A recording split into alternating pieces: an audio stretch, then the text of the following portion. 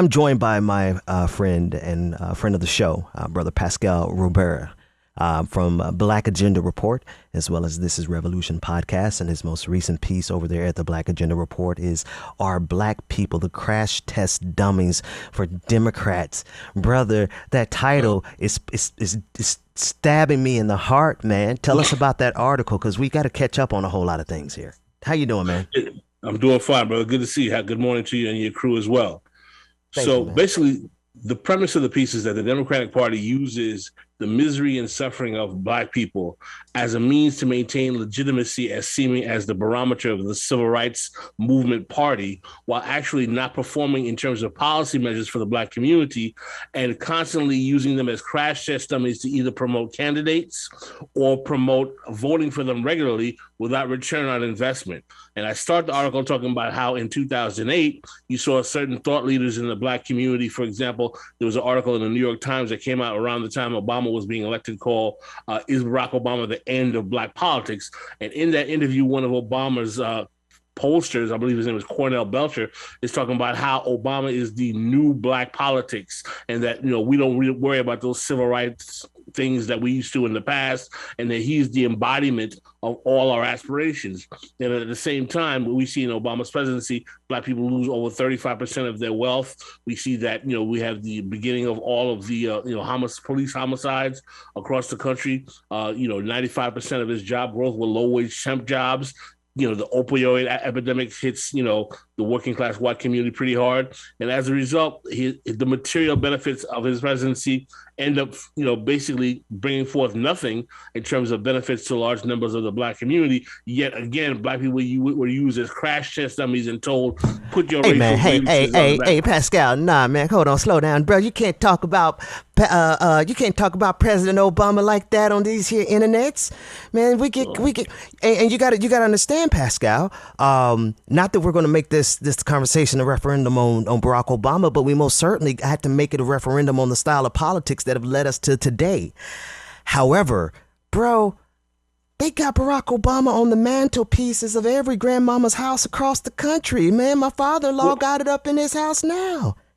Well, there's a reason for that. The reason for that is to keep Black people intoxicated with the notion of the first Black this, the first Black that, without any kind of return on investment for supporting that kind of shallow, vapid, empty symbolism. It's really a catch-22 situation that we find ourselves in this vicious cycle where the only thing Black people are rendered to being able to aspire from receiving from their politics is symbolism and, you know, chucks and pearls and ski wee and I went to HBCUs. Hey, hold on. God, man, hold on, Pascal, because ain't nothing you're saying wrong.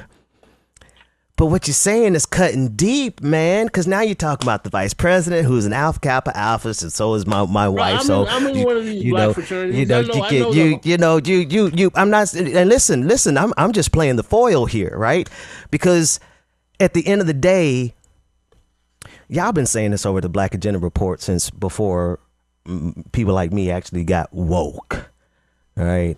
I'm going to claim that word back. I'm sorry, all white folks who messed it up. I'm going to claim it back. Over at the Black Agenda Report, y'all been speaking this truth for a long time. Rest in power to Bruce Dixon and Brother Ford, Glenn Ford. Yeah. His first name almost escaped me there for a second. Two powerful brothers. Here's the situation we're faced with today, though. They've made it exceedingly easy for this critique to be broadcast across any channel. Because you can't tell me that Black people are supposed to sit back and say, not only are we not going to, get any material increase, not only are we going to suffer a material decrease, but we're also going to sit back and let you just snatch away voting, like the entire pretense of the Democratic Party was voting. And now we can't even do that, bro.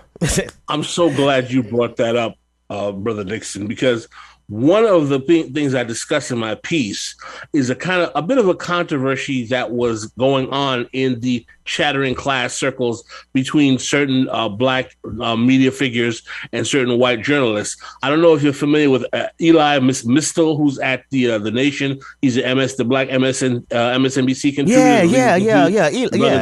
The Frederick Douglass. I know. Cool dude.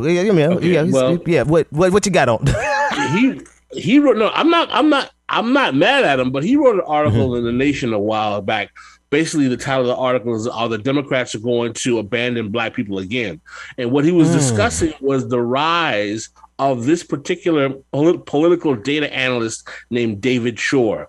Now, David Shore is a young white guy who works within the Obama administration and in the constellation of the Biden administration. He's basically a pollster, data analyst kind of guy, and he's been making statements to the Democratic Party insiders. There was a great interview with him with Ezra Klein in the New York Times, where he's saying, listen, all of this racial woke grievance stuff, it's costing you votes, and we need to appeal to the white working class. Literally saying. Boy, you about to make me have a conniption over here. That's how they lost that's how they lost that strategy of ignoring black. Please continue, because you about to make me flip my lid over here. This is who, and why is he so powerful? Well, basically, he's very well liked by the Obama team. Biden has a lot of respect for this guy, David Shore. I encourage you to look in the article and listen to the arguments they're making. Basically, he did a calculation, and he's saying that with the actual population demographics in the United States, even if we maximize our black voter turnout participation of over 90%, we would still need to be able to capture an increased percentage of working class whites to be able to maintain control of the Senate. So what he's saying is that, yes, we might be able to win a presidency here or there, but it would be futile because with the demographics of how the country works, because we have a Senate that's basically undemocratic, right? Because you have a state like Wyoming in the Senate that gets the same representation as a state like New York or California, which are much more populated. And as a result, what he's saying is that the way the Senate works and the way in which the red states are populated, even if we did get the black voters to turn out in their districts, don't forget we also have a gerrymandered congressional apparatus as well. It would not really change the reality in the Congress and make that president, who would be a Democrat, able to govern. The only way we'll be able to maintain strong Democratic Party majorities in the Senate or in the House is if we appeal to those voters that traditionally were a part of the Democratic Party base before the 50-year counter-revolution against the New Deal Civil Rights Coalition, starting with Nixon. So he's making this argument, and Elie Mystal is like, y'all are about to throw us under the bus again. And I cite to another article by one of David Shore's acolytes. His name is Eric Levitz, and he's saying, listen, Elie Mystal is not saying anything that can prove that our numbers about how we need to appeal to these working class whites is incorrect. He may not like what we're saying, but pretty much and Levitz lays down the gauntlet. He says, listen, black people need a strong National Labor Relations Board to protect their working rights. Black people need a president that's going to protect civil rights. So they're going to have to vote for the Democrats anyway. So you can't make an argument that says that's going to be wrong for us to appeal to working class whites, even if they're bigoted. Any vote we can get in that area is better for us. And Mr. Mystal, I think it's Mystal, I don't know how to pronounce his name, he loses his mind. He's like, this is a recipe for disaster. And what is fascinating to me, for your viewers who may not be old enough to remember, this is the exact strategy that the Democratic Party took after the 1984 election, when Reagan won his second term. They did a massive polling status, and they found that the perception of the Democratic I'm over here. I'm like, man, this brother is. I'm just talking, and my microphone has been mute. And I needed to interject because you have so much rich content there before you move to this next point. And then I also wanted to pause and recognize my brother, DJ Exclusive, who was on the screen there for a moment. I didn't see him when he came on. I don't want to see my brother come on and not recognize him. But good morning to you, DJ Exclusive. That said, it is black folks are in a rock and a hard place, but I also see it as an opportunity and an inflection point, because it is true that they are going to have to get some white working class voters. But here's a calculus that I see them doing, and I need you to help me to walk me through it to see if you agree. Instead of them saying, hey, let's actually do something for the white working voters. Like let's actually, give them some good tax, codes. Let's make sure that something actually trickles down instead of just trickles down on us. Let's actually give people some material benefits. Instead of doing that, they want to drop the racial aspect of blackness and this fight against white supremacy because that constitutes wokeness and it scares away the white working class voters. So instead of giving the white working class voters something material, they're just pandering to their bigotry. Let me break it down. You are absolutely correct. And let me break it down to you even deeper. In 1984, the Democrats did a massive polling data of their voter base. And they asked white voters what was the perception they had of the Democratic Party. And literally, large numbers of white voters said that the perception was that you guys give too much to the black voters, that you are basically just, they are on the dole of the Democratic Party. I cite to the article. Wait, what did you get from you got something from the Democratic Party, DJ Exclusive? Because I see it. You got something, Pascal? Nah, not at all. Not at all. So the point I just want to check. The point is, though, what I want to share with you is that what happens after this study they do. This is around the same time as the rise of the DLC, the Democratic Leadership Conference, which pivots the position of the Democratic Party to more to the side of corporate America, appealing to corporate finance, tough on crime. And this is the politics that gives birth to the Clinton crime bill, cutting welfare, financial deregulation, all of that horrible 90s Clintonian third way neoliberal stuff that, by the way, was racialized in a way that was even more damaging to black communities, came out as a product of this initial research that the Democratic Party basically had to be harder on black people in order to court working class whites. And what I'm here to tell you is that not only are you correct in that they will probably abandon the quote unquote wokeness stuff, and some of that wokeness stuff doesn't help anyway because it doesn't do anything policy wise to improve the conditions of black folk. It's sloganeering that they use to legitimize themselves as a party of quote unquote civil rights and justice. It's really a con game, but they want to even get rid of that. And as a consequence, I think it's possible that they pivot to the policy mantra of the bad old days of the Clinton era, which means that you make. So, I mean, they did it once. Why not do it again? Right. So, even though I find a lot of the black liberal chattering class kind of vapid, I can't be mad at someone like Mistal who's like sounding the alarm, like, yo, they're about to throw us under the bus. But what is fascinating is this guy, Eric Levitz, in New York Magazine, is like, yo, stop your blood clot crying, as we like to say in New York. The blood clot.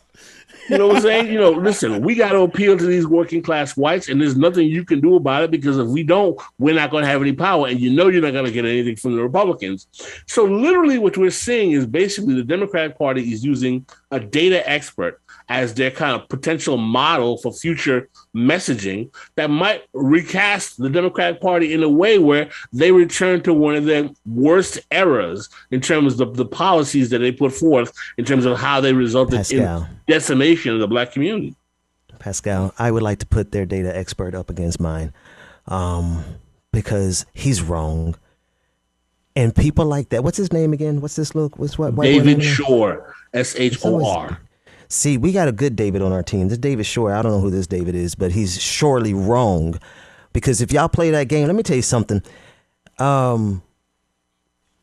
You've already made it easy enough for us to say, man, I voted for Biden and all I got was a Rahm Emanuel ambassadorship. Y'all gonna turn around and now say, not only are we not going to actively do something for you black folks, we're going to actually abandon the facade of wokeness and blackness and all that stuff. But here's the thing, before I get there too long, there's a whole lot of stuff that I want from the Democratic Party that ain't got nothing to do with wokeness. A livable wage, Medicare, federal jobs guarantee. Come on, man. What else can we get? Because there's plenty of stuff black folks want that ain't got woke on it. What else we want? Well, this is the thing. And this is where I think that we are in a real kind of existential crisis with Black politics. I've said this a few places, and I probably have to write it in an article.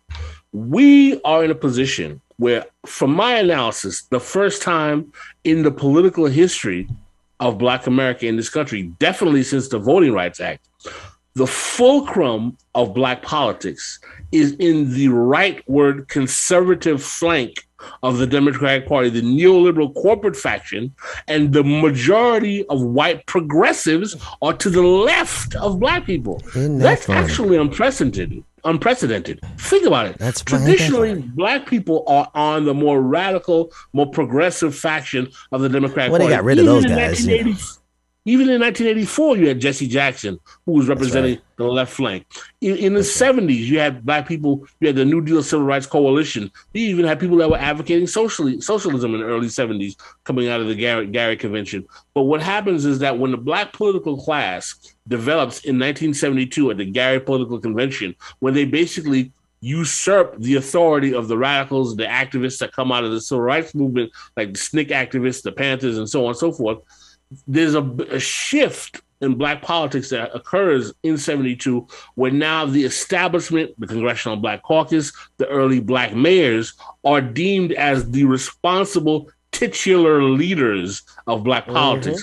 And that is the beginning of the pivot on when Black politics becomes a more conservative kind of, give us some Black capitalism, give us some racial uplift programs type politics. That trajectory gets worse and worse and worse to now we're at the point where the fulcrum of Black electoral politics, I know we have other organizations that are to the left, Black Alliance for Peace, a few other activists and so on and so forth, Black Bernie supporters, but the major fulcrum of Black electoral politics, particularly for Black people over 40, is in the neoliberal corporate section of the Democratic Party. Look at the Black political class. Look at Clyburn. Brother Pascal. Look at Hakeem Pascal. Man, listen, I could sit here and listen to you all day because you spitting truth line for line, word for word. You ain't miss a beat yet.